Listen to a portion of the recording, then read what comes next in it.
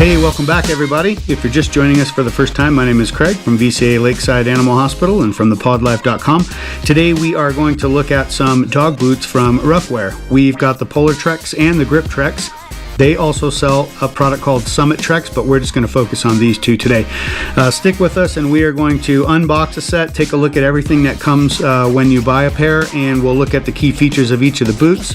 And hopefully when we are done, you will have a better idea of what these boots are capable of and be able to make a good choice of what's going to be the right one for you and your dog out there on your next adventure. So without any further ado, let's dive into it.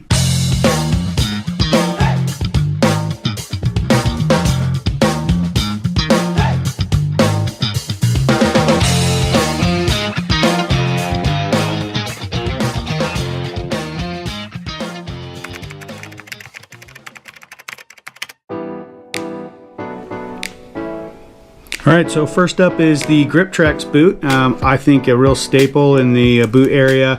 Definitely my go-to boot for just all-terrain kind of days. So Ruffwear has thought of safety when they put this together. So the logo here, and as well as some of these little flash points, and on the upper lashing all have reflective material to aid in visibility for low light situation. Nice double stitched on this front bumper, transitionary bumper. Helps that boot keep together after years and years of action. A little Vibram sole on the bottom and a little diamond pattern to help improve overall stability and traction in a lot of different circumstances, and I can tell you it works really well for timber. We do like it. The woven mesh on the top helps keep little micro debris from getting inside in between the paw and the boot, but also lets some breathability come up and out, so that's really nice. When you open up this upper lashing, you can open the entry point of the boot real wide thanks to this long gusset that they've stitched into the front of it, so the boot just slides over the paw, and then you bring this lashing down and that helps secure the boot from falling. We're going to talk a little bit more about how we apply these boots and the best way to get them on and lash them, but that's really everything in this boot.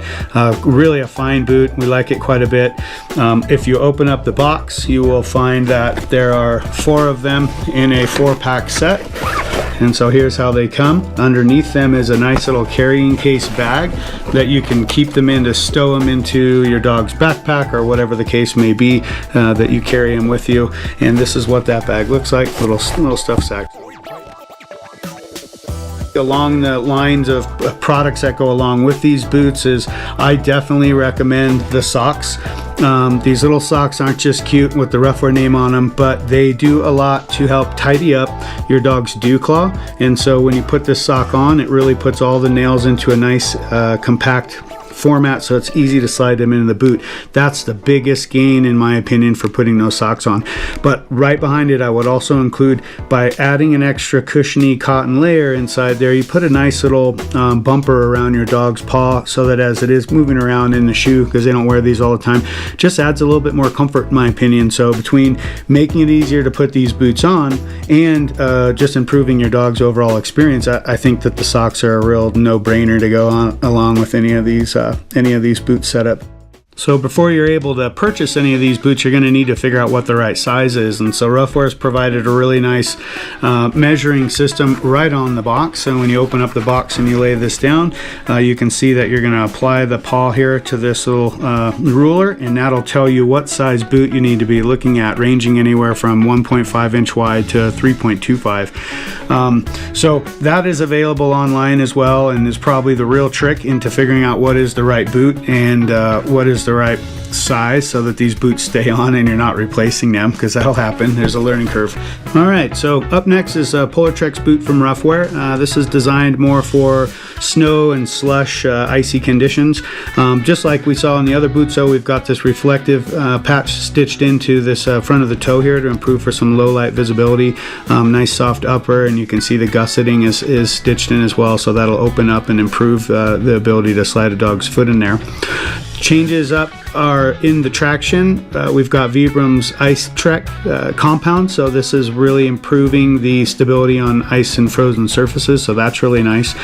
The top of the boot has a nice gaiter that zips down, and all you do to load the dog's paw in is you fold this gaiter down before you put the foot into the boot.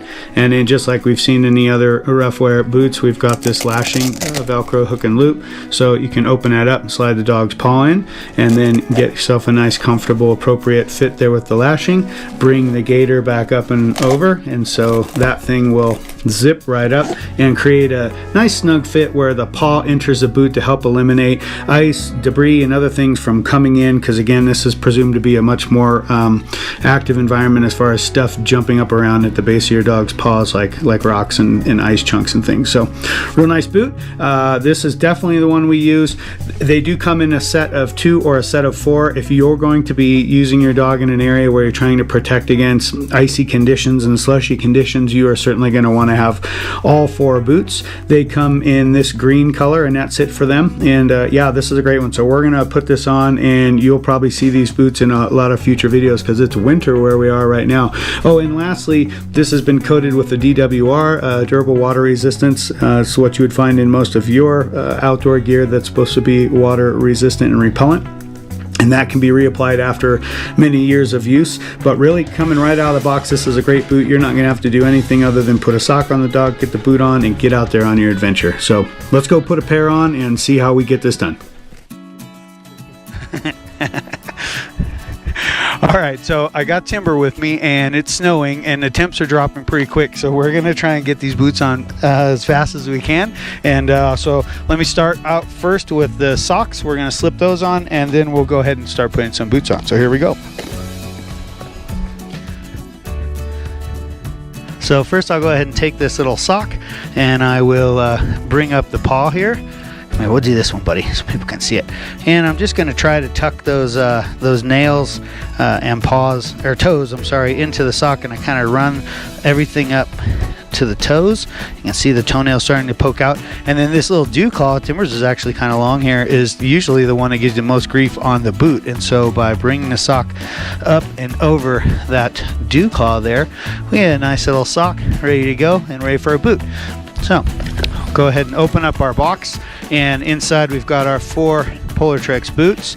Now the gaiter, step number 1, you're going to have to unzip that and then go ahead and fold that gaiter down below the lashing so you fully expose the lashing here, like so. And then we'll open this up and expand it so that the gusset can open the opening of the boot as wide as possible. Then we'll go ahead and take this little toe, and we'll start to slide that paw right in there, and you just kind of work it around. That's all you do. It takes a minute. If you've never put boots on, it can be a little frustrating at first, and sometimes when they're new, they're a little stiffer, just like anything else.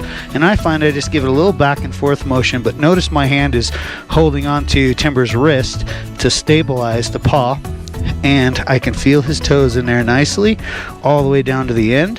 Give this a little extra, and I'll go ahead and bring this lashing all the way around.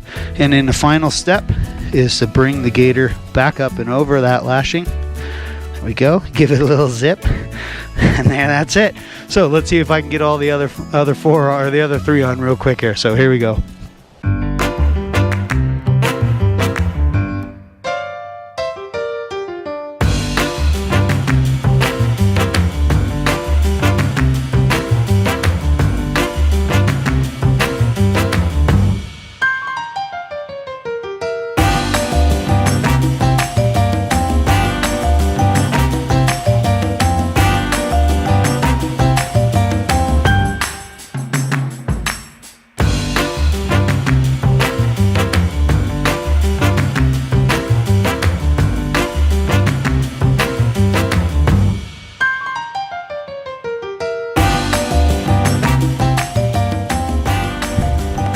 And we got all 4 feet. Good job, buddy. That's it. Now you know. It's time to go. See ya.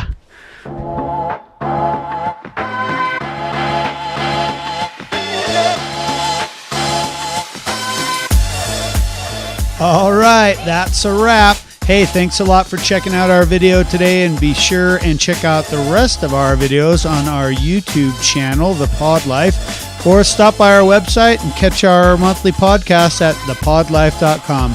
I'm Craig, and we really appreciate you. From Timber and I both, have a great day, and we'll see you on trail soon. Bye.